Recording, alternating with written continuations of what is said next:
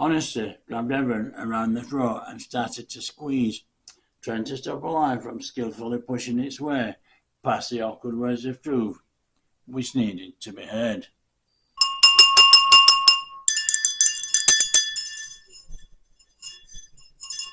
Chapter 24. The Judas accusation. Once inside the room, Fate laid the youngster down on one of the beds and then turned towards Evan. Fancy another drink before going to bed?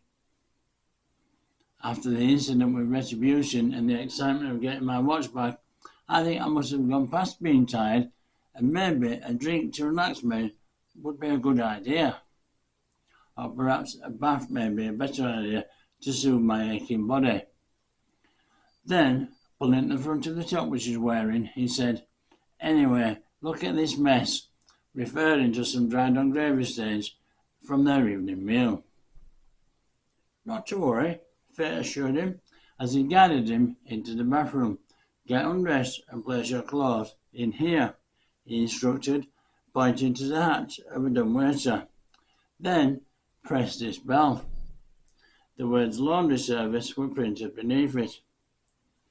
It only takes 20-25 minutes, including the drying and the ironing, so by the time you've had yourself a bath, your clothes will be ready. Every now and again there were times, some small and some not so small, when Evan was taken aback by the thoughtfulness of Fate, and he found himself wanting to say "thank you" once more to his new friend. "I'll meet you downstairs in the main bar in half an hour. The key's in the door, bring it with you. Just close the door behind you, it's self-locking." "What about my young... how did you describe him?" "Time separation," Fate enlightened him. "The boy will be in the safe hands of surreptitiousness," Fate assured him, pointing at a small security camera which was on the bedroom wall. "See you soon." Fate entered the bedroom just in time to see the youngster pulling the cover over himself. Fate handed the boy some complimentary nighttime attire which he got from the bedside table drawer. "These are for you, my friend." He kissed Woody on the forehead, said good night, and then left. Evan was about to undress when he remembered about his young self asleep on top of the bed covers in the other room. He went back into the bedroom with the intention of undressing the boy and tucking him into bed. However, a small heap of clothes were on the floor at the side of the bed, while the youngster lay asleep under the quilt. Evan picked up the pile of clothes and took them into the bathroom with the intention of putting them into the hatch so as to be cleaned along with his own. There was a slight problem though, in that there was a sock missing, which was obviously inside one of the legs of the pants. Evan held the boy's jeans and gave them a shake to find the elusive sock. Something, though, fell from the pocket and clattered onto the tiled floor. Evan stared down at the implement of disgrace, wanting his eyes to be mistaken about what they were seeing. The boy had brought shame on himself and Evan and downfall to their journey. The love and pride which he had earlier felt for his young self now drained from Evan's heart. He had to put one hand on the sink in order to keep himself from sinking to his knees. His head was awash with half-notions and unanswerable questions. Why had the boy done such a thing? Why would he betray me, of all people, make me look so irresponsible, so untrustworthy? How can this be? Why would it be such a... The jeans fell from his hand and Evan crumpled to the floor. He stared at the nauseating implement, hating it, hating the boy, hating himself. Was he himself to blame for the boy's betrayal? Was it his fault? "You are the cause of all your effects," he heard Fate's words inside his head. Or was it Fate's fault? Maybe Fate was to blame, and he started the journey too late. Apparently so. Woody was already a thief.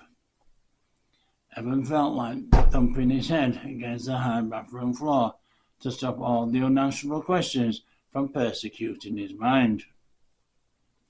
What to do? Tell? Keep quiet? Question the boy? The boy. The stupid, inconsiderate boy. What a fool he is, and what an idiot I am. Evan reached out and picked up the cause of his anguish and started conversing out loud about the dilemma. Of all the things to spoil my chance, the only chance I have ever been given, and from a friend, Woody's friend as well. Never steal from a friend, never. And if you're going to steal anything, at least make sure that it's worth getting caught for. Evan pulled back his arm and threw Fate's penknife across the bathroom. The knife hit a cupboard wall and fell onto the floor. He lowered his head in despair and cupped his face in his hands.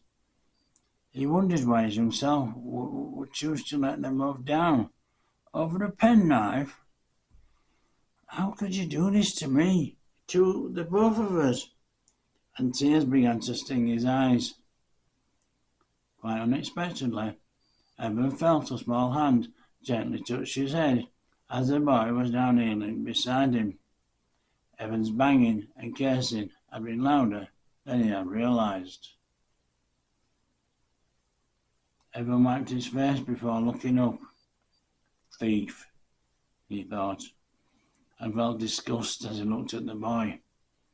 He just looked, never said anything, but thought plenty. All bad. Woody smiled innocently, not really sure how to confront a grown man.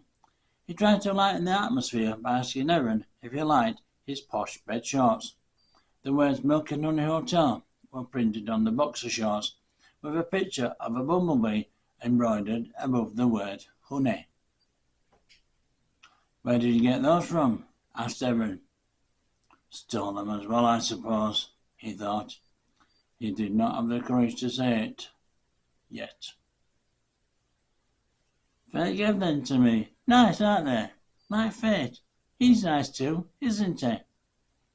Shut up, thief and liar! The words screamed around Evan's head.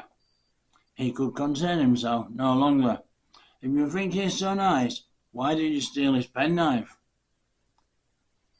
Woody was stunned and hurt by the Judas accusation. He stood up and backed away from Evan. He could barely speak, as disbelief and confusion were holding his words to ransom. I never. Fate gave it to me. Oh yes, when? In the garden, in the greenhouse. I used it to cut the grapevines and strawberries. Woody was desperately upset by Evan's attack. He asked me to look after it for him and said that if I carried on being good, he may let me keep it. The tears were burning Woody's eyes now, but still he continued to protest his innocence. I've never stolen anything in my life. Why would you think? Woody stopped talking and looked at Evan with a dreadful realization, as an awful comprehension suddenly opened his eyes so he could now see the truth. Are you a thief? Is that what I've become? A thief? Woody was full of despair at the thought of letting his mother down, and the prospect of growing up to become a criminal. He then wondered whether he still wanted to be friends with Evan. The boy's remarks made Evan realise that his judgment of the boy was out of order, and they had judged the boy prematurely. He was mortified and embarrassed that his young self had uncovered the truth about him. Evan shuffled toward Woody and pulled him back down before he could back away. I'm really, really sorry. I had no right to accuse you of such a thing. Evan realised it was time for Woody to learn about himself and find out what sort of a person he would become if they did not work together on their journey. They moved off the high floor and onto the comfort of the bed. As they sat on the bed together, Edwin began to tell his young self about the things he had done, omitting some of the detail, while placing emphasis on the consequences of being a criminal. He told Woody about prison life, about the constant threat of violence, and without going into detail, how some of the other men would want to touch him. Evan explained how getting a good job after being in prison was almost impossible, because nobody trusts you and no one wants to employ a thief and a liar. This, he told Woody, is why you end up on the treadmill of crime and punishment with nobody as friends except other thieves and liars. Liars? Queried Woody. Oh yes, liars. You cannot be a thief without being a liar. Woody nodded, even though he did not totally understand the concept that one could not exist without the support of the other. Evan continued with the illustration. Furthermore, a liar is in some ways worse than a thief, because you cannot get to the bottom of a liar. You see, he has to tell more lies in order to avoid being found out, as there is no such thing as a lie that can stand alone. It needs other lies to support it. Woody gave the concept of lies being able to stand alone a moment to work its way into his understanding, but there were some awkward pieces of the puzzle that would not let the idea fit neatly into his comprehension. So this time he asked Evan to give him an example as to why it was that lies need other lies to support them. Evan decided to use an example that Woody could relate to. Right then, let's suppose that you stole a pen out of someone's desk at school, a bit of a fancy pen. Then, supposing our mother asked you where you got the pen from, you're hardly going to say that you pinched it, are you? So you lie and tell her that you found it. That's lie number one. Where did you find it? She's going to ask. On the floor in the park, you reply, which is lie number two. Oh, who did you go to the park with? She's about to ask. Along comes lie number three, and then lie number four has to follow. So it goes on until eventually it becomes obvious that you are a liar, and that you probably stole the pen. And all because Paul Riley's shiny new pen could write in two different colours. Woody looked at Evan, knowing why he had used Paul Riley's pen as an example to explain things. He knew that Evan knew about the time when he had coveted the pen, but he also knew that Evan knew that he had resisted the urge to take it for a test drive around his homework. Woody deduced from the example that it's best not to lie in the first place then, isn't it? Exactly, replied Evan, feeling hopeful for his young self. He was feeling pleased with the way things were going when Woody all but knocked him off the bed with his next question. Why did you start stealing in the first place? Honesty grabbed Evan around the throat and started to squeeze, trying to stop a lie from skillfully pushing its way past the awkward words of truth which needed to be heard. Should I blame my own weakness, my lack of character?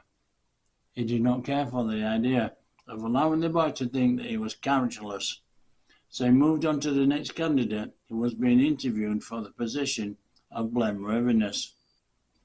He was struggling to find a reason or a person to attribute blame to. You are the cause of all your effects, gave his excuses a suggestion, but he felt incapable of accepting responsibility at the moment because of the uncomfortableness and the vulnerability which he was already keeping company with. You need some new friends. Stop hanging around with that schoolboy and his depraved, stupid brother, he blurted out, feeling relieved that he had finally managed to come up with someone whose feet he could lay the blame at. Why? Because they are bad boys who think that it is funny to get you to perform pranks and execute wayward behaviour for their entertainment. And what starts off as just a bit of tomfoolery soon escalates into petty crime, which leads to more serious wrongdoings. Woody looked to be thinking things over, and then confirmed that Evan's explanation was correct by saying, "Come to think of it, each time that I do get into trouble, I am with those two. Did you know that Scooby once pushed me off the stepping stones into the river?" Then before Evan could answer, he told him, "Oh yes, of course you do. You were the one who got pushed in."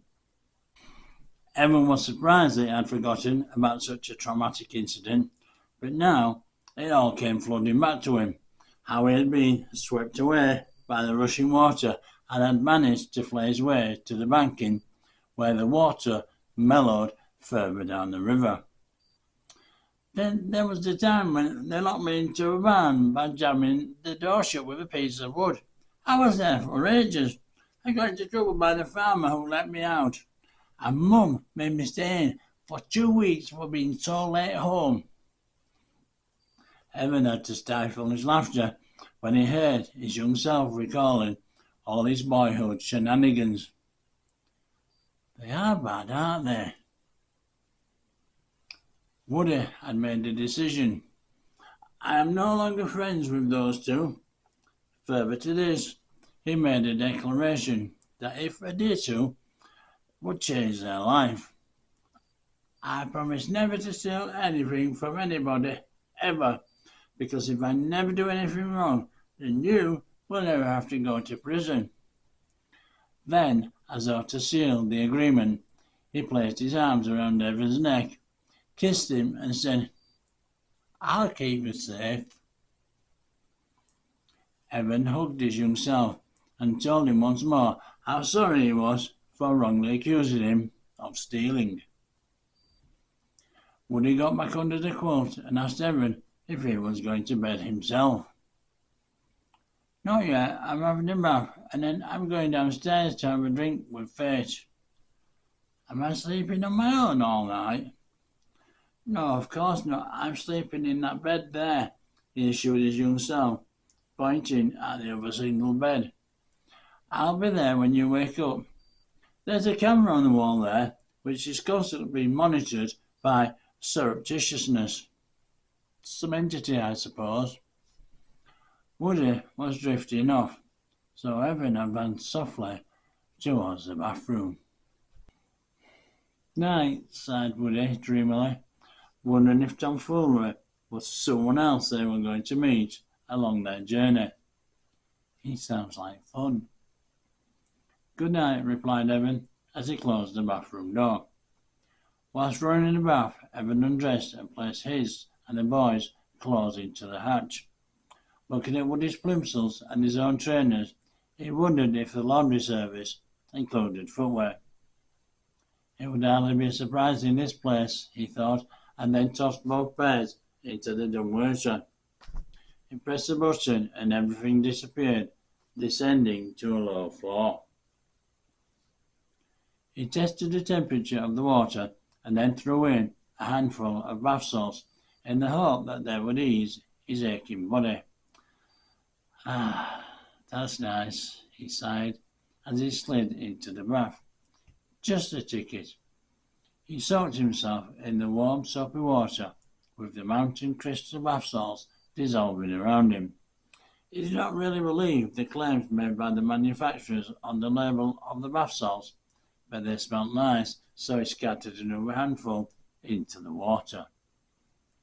As he lay in the aromatic bath water, he thought about his young self, his honesty, his love, but most of all, his promise. Things are going to be all right, thanks to whom, he wondered. Just who should take the credit? I am the cause of all my effects. Of course, he knew the truth and corrected himself. Things are going to be all right, thanks to the three of us. He felt peaceful, hopeful, and safe. Thank you, fate, he whispered, as he dwelled upon a bright future. The least I can do is not keep fate waiting, so he decided to pull the plug on his bath time soaking. He towelled himself dry and then went over to the dumbwaiter for the laundered clothes. They were folded neatly, with a paper towel separating them from the clean footwear, which had been placed on top. After getting dressed, he combed his dark thick hair into place with a complimentary comb that was engraved with the words Milk and Honey Hotel. When he was satisfied that he looked very handsome, considering the way he looked after his fall, he popped the comb into his pocket as a small keepsake. He glanced across at the container of mountain crystals and thought perhaps the claims that they would ease away his aches and pains were not such an exaggeration after all. Placing Woody's clothes and plimsolls in a neat pile by the boy's bed, he wondered where the missing sock had got to. He was pleased to notice that the laundry service included a new lace. Evan's thoughts shifted to whether it would be all right to leave his young self alone in the room.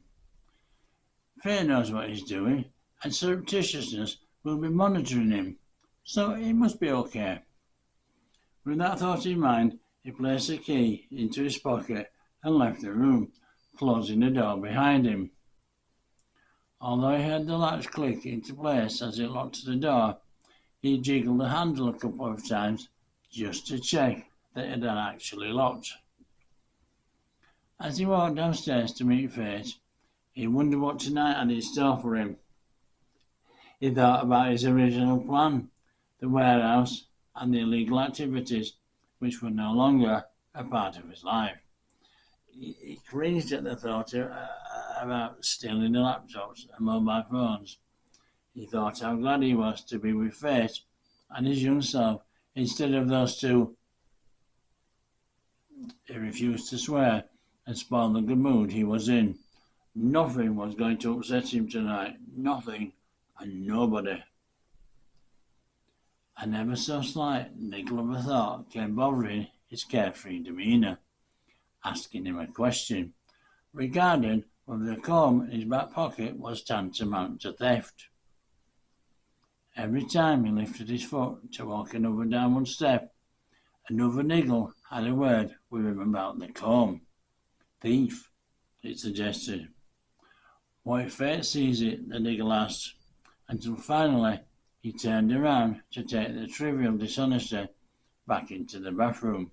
He stood there, looking in the mirror, disappointed with the stupidity which was reflecting back at him. Sorry, he told himself. Old habits die hard. He took the comb from his pocket and placed it back on the shelf above the sink. As he turned to leave, his reflection caught his attention. It's a learning process for the both of you, it told him. And you've just proved yourself. Well done, my friend. Evan left to meet Fate and could not help but feel a little bit proud of himself.